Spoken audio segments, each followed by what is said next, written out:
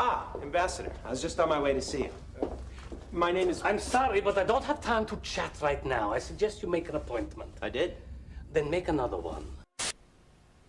There are some simple characteristics you should be aware of, certain warning signs when it comes down to cults. Huh? What does this have to do with anything? What does it have to do with me, with my sanity, with my being here? If it's not glaringly apparent, then I must have failed to do my job somewhere along the line here. To move your energy and to get you out of your head and into your body. A bit of education is always a good thing when it comes down to cult organisations, and basically you have a series of different characteristics, 8 in fact. The top one is fairly common in many organisations, Scientology, and to a degree in other groups like, for example, Jehovah's Witnesses, certain evangelical Christian groups, where if not totalitarianism in the traditional sense, certainly a level of dictation. So some groups will have an absolute leader, some small dangerous cults. Other ones will have an implied power, an implied sense, and a forced uniformity to their actions. You know, you're compelled to basically conform, and therefore you do. I mean, that's extremely common with religion, and I tend to see it as being a sliding scale when it comes down to cults. There is not a absolute that, oh right, you either fit into it or you don't. There's more of a, like I say, a sliding scale between moderate spirituality, moderate religion, and then the other end of the scale, which is extreme cult behaviour. It has to do with your life. Superstition and ignorance and fear, no! Destructive cults tend to have an ethical double standard. Also true enough, many groups have this double standard, so they can say, oh, love your neighbour, but then they can also hate people outside the group.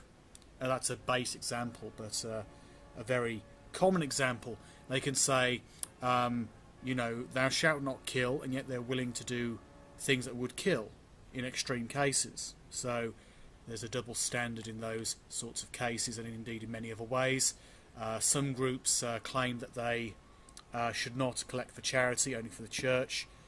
Some might use charity or the excuse or the idea of charity to draw people in to donate towards the organisation. They can twist and distort the truth within their minds to make it seem like it's perfectly above board, that they haven't got a double standard, a level of hypocrisy, and that is so common in religion. It's just unbelievable. Many legitimate religions, many highly developed and more accountable ones, don't have this characteristic, but many certainly do. Must have been some significant moments in your life. God. Death. So that's what the shadows do. Come out every few thousand years and kick over all the anthills, start wars, destroy entire races. A few get lost along the way, yes, and that's unfortunate. I don't think it was ever easy, but you can't let that get in the way of the dream. This is a key point as well when it comes down to cult groups, and it's what marks out many smaller religions especially, but not just small religions, as being cult-like. Recruiting new members, you know, the idea that they have to keep on recruiting. If you refuse to be recruited, you don't adhere to the ideas of the group, then basically they won't bother with you. But if you are willing to listen, they keep on trying to recruit you. This is true with the Scientologists, evangelical Christians, and many other people. They're trying to get you to come into the door, and very often, at least in extreme cases, Scientology is a good example. So are several New Age groups as well, where basically they're about getting your money.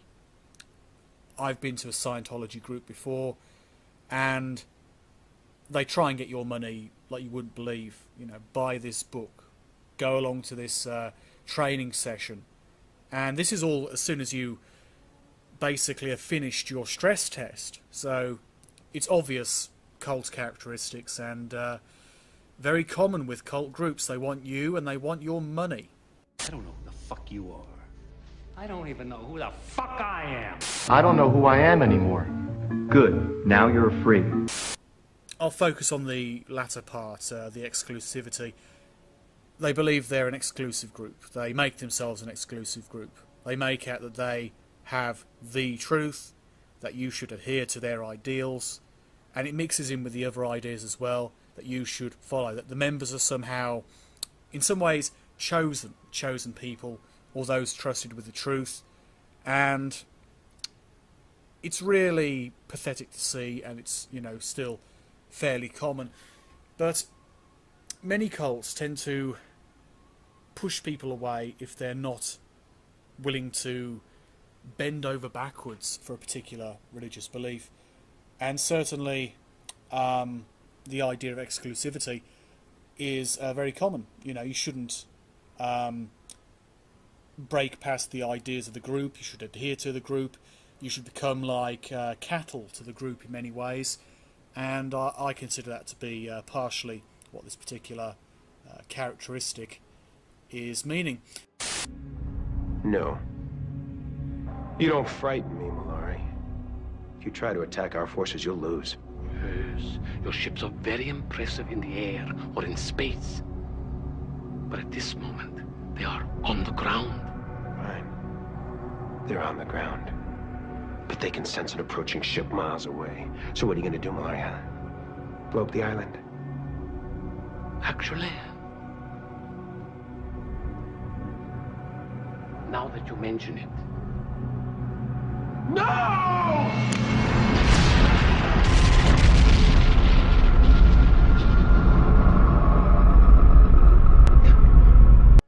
Sounds like you're angry. You know, craziness is a relative concept. Authoritarian in its power structure. Now that's very common too, but that's a sliding scale again. Some groups you have a leader who administrates. In other groups you have a leader who is the voice of God, or the voice of absolute truth, or the one true enlightenment. And in that kind of case, the extreme cases, you're certainly in a cultic group. That I would not deny. In the cases of so-called spiritual teachers, educators, although I don't agree with their pseudo-scientific nonsense, they have the right to believe and preach as they will. And I think an important element to test how authoritarian your group is to ask questions. If your leaders don't like questions, if your leaders don't like to answer your thoughts, what you doubt, and they can't come up with good answers, they simply dismiss it or try and make out you're breaking away from enlightenment or the greater good, righteousness perhaps, then the chances are you've got a very restrictive, destructive cult's power structure. I mean, it's not just that, but it's certainly a mixture of different characteristics within this particular idea. The fifth point that relates to a dangerous group and its authoritarian nature. I did it. I am God! Oh, God. Now, this is a serious no-no, in my opinion, if you want to be part of a group. But many people do follow people who claim to have a divine essence or connection. A self-appointed messianic person claiming to have a special mission in life. Now, I've known people who've started up churches of their own, and they claimed they did it because they were told to by God, or told to by archangels, or some kind of other force. There have been people who've opened up crystal shops and New Age shops and workshops who've claimed the same sort of thing. There's been people of every conceivable sort of religion, not every religion as such, but every sort of religion, which have basically stated this kind of stuff, claiming to be enlightened, the reincarnation of some great master, or guided to it, or told to do whatever they do, to create the group, create the organisation, because some higher force told them to, or because they are the higher force.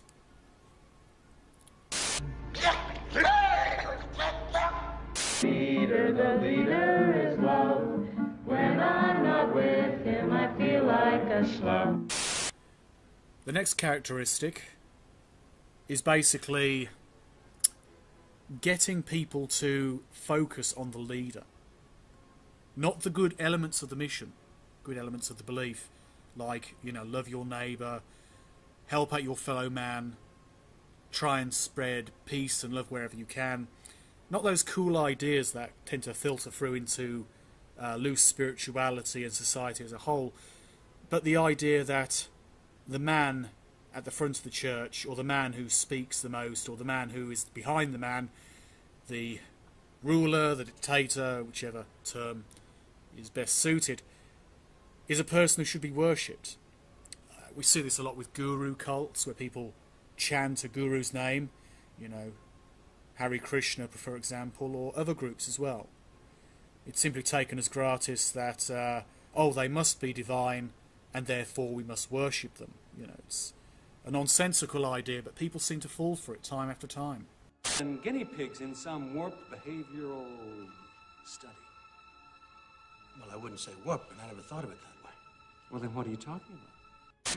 To do what you're told. And so will you. This is bullshit. Now, this is a key element on the leader. They're determined to spread their word, their ideas, their message, their cult.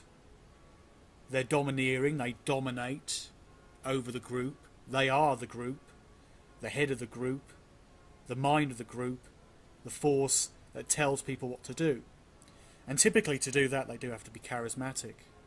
A leader who claims to be a messiah, dressing up their pseudoscience, their nonsense, as basically being the truth. They dominate the group, encourage people to take on their ideas, and sure enough,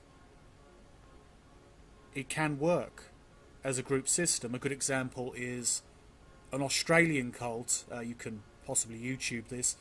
The cult leader A.J. Miller, who believes he's Jesus. He's a former Jehovah's Witness who seems to have realised he can make a lot more money by calling himself Jesus, and he goes all around the world to Australia, obviously, America, Greece, and Britain, and elsewhere, claiming he's Jesus and getting people to buy into his bullshit and buy land around his compound in Australia. And there are many groups like this around the world claiming to have the absolute truth. They are charismatic, they are determined, they are domineering, and they very often claim to be divine. And that's the nature of cult leaders in many cases. Not necessarily in every case, not all of them claim to be divine, but certainly most of them claim to have a greater connection to a greater source, usually a supernatural, paranormal force of some kind, whether a god, gods, or energy, or consciousness, or enlightenment, universal truth. Whichever way they dress it up, it is the same old crap. I just can't read, no. You just give it some time.